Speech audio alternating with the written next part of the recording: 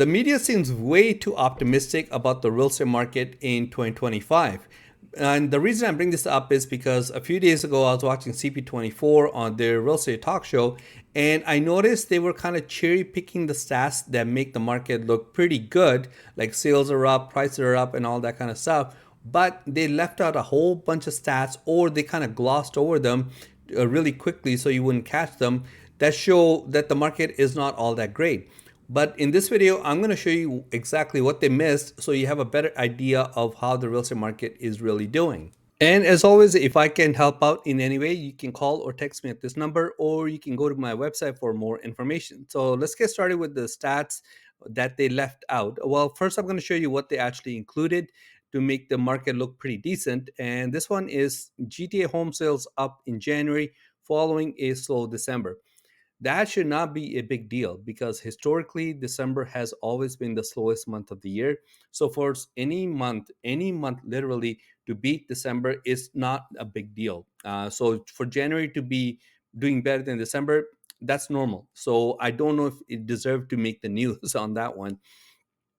Average selling price is up 1.5% compared to January of 2024. Yes, that is true, but I'm going to show you the stat right below it that they left out. And they made a bold prediction. Well, they didn't make the show didn't make this prediction, but the Toronto Real Estate Board is making the prediction that sales are going to be up 12.5%, I believe. So let me know in the comments if you believe the sales are going to be higher than this year, or if they're going to be pretty flat or even go down. So let me know in the comments down below.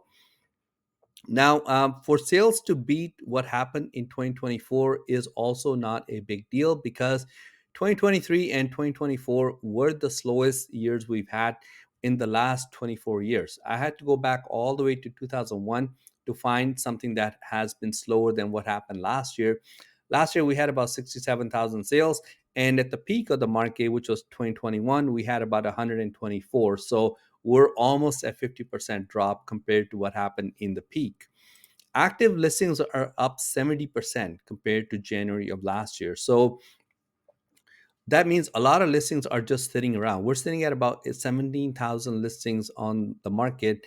And that's something that they should have mentioned because that shows that things are just not flying off the shelf. So, yes, average prices are up slightly, but sales are down almost 8% compared to January of last year, which I think also important to know if you're going to compare year over year.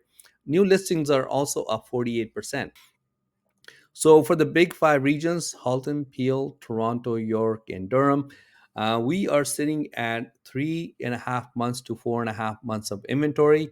Toronto sales were 1386, while they had 6,900 listings on the market, making it almost 5 months of inventory available. Meaning, if nothing else comes up on the market, it would take almost 5 months for everything to completely get sold.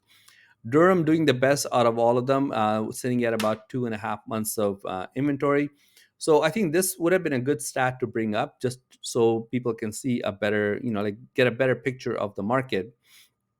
Now, if you want to look at benchmark prices of detached homes, they're doing not bad. A lot of markets were kind of flat, like Peel, Toronto, York, Durham.